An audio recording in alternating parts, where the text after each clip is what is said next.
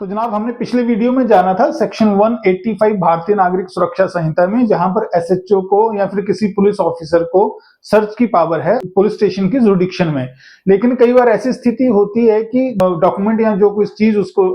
जब्ती जिसकी करनी है वो उसके पुलिस स्टेशन की सीमा से बाहर है। सपोज कर लीजिए कोई एक एबीसी थाने का जो एसएचओ है उसको XYZ की सीमा में जाके कोई चीज अगर जब्ती करनी है तो वो क्या प्रक्रिया अपनाएगा। पहले वो प्रक्रिया थी सेक्शन 166 सीआरपीसी में, अभी है 186 भारतीय नागरिक सुरक्षा संहिता में। सेक्शन 186(1) भारतीय नागरिक सुरक्षा संहिता कहती है कि जब किसी एसएचओ को या फिर सब इंस्पेक्टर रैंक का ऑफिसर अगर कोई इन्वेस्टिगेशन कर रहा है, उसको अगर लगता है कि किसी चीज की जब्ती करना जरूरी है और वो उसके थाना के क्षेत्र से बाहर जो है उसका होने का संदेह है, तो वो वहां के एसएचओ को रिक्वेस्ट कर सकेगा कि आप जो है फलानी जगह पर जाके फलानी डॉक्यूमेंट को अपने कब्जे में लें और जब्ती करें। अब इसके लिए क्या करना पड़ेगा, उसको संबंधित जो पुलिस स्टेशन का जो एसएचओ है, दूसरे जो थाने का जो एसएचओ है, उसको रिटर्न में सर्च ऑथराइजेशन भेजनी होगी। सर्च ऑथराइजेशन में क्या क्या होगा, आपका जो केस होगा, आपकी जो सेक्शंस जो होंगी वो उसमें लिखी हुई होंगी, साथ में जिस जगह पर आपने सर्च करवानी है और जो चीज वहां से जब्ती करनी है वो सारी डिटेल उसमें सर्च ऑथराइजेशन में होगी। नीचे जो एसएचओ जो ऑथराइज कर रहा है उसके सिग्नेचर होंगे और ऊपर जहां पर उसको आप जिसको ऑथराइजेशन दे रहे हो उस एसएचओ का नाम, डेजिग्नेशन, ये सारी चीजें होंगी। और वो सर्च ऑथराइजेशन जो है जब उस एसएचओ को मिलेगी तो वो एसएचओ अपने अधिकार क्षेत्र में जो है सर्च कर पाएगा।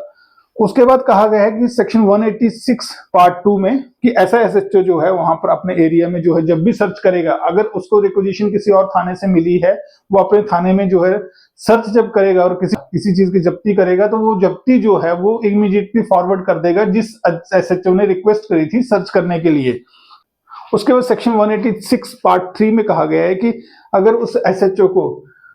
या फिर सब इंस्पेक्टर ऑफ पुलिस को लगता है कि वो जो डॉक्यूमेंट है या फिर आर्टिकल या फिर जो थिंग है वो बिना विलंब के हासिल करना जरूरी है और अगर उस एसएचओ को बताया जाएगा तो उसमें देरी हो जाएगी और उस देरी के बीच में वो एविडेंस जो है डिस्ट्रॉय हो जाएगी, कंसील हो जाएगी, तो वो वहां पर खुद भी सर्च कर पाएगा। लेकिन इसमें एक कंडीशन है कि जब भी बाहर जाके किसी और पुलिस स्टेशन की जुरिडिक्शन में जब आपको सर्च करनी है तो वहां पर सर्च कंक्लूड होने के बाद आपको कंसर्न पुलिस स्टेशन में नोटिस देना है। नोटिस मतलब वहां पर जाके आपको आमद करानी है और जो सूची आपने सीजर मेमो या फिर नील रिकवरी मेमो जो भी आपने बनाया होगा उसकी एक प्रति जो है उस थाने में आपने सप्लाई करनी है और वो एसएचओ जो है उस पर रिकॉर्ड पे लेके अपने पास रख लेगा। 186(4) कहता है कि ये जो आपने जो सूची बनाई जो आपने एसएचओ को तो दी ही दी है, साथ में जो मैजिस्ट्रेट जो कॉग्निजेंस लेने का अधिकार रखते हैं या ट्राई करने का उस अपराध को अधिकार रखते हैं, उनको एक प्रति आपने वहां पर भी भेजनी है। उसके बाद सेक्शन 186 का पार्ट 5 कहता है कि जो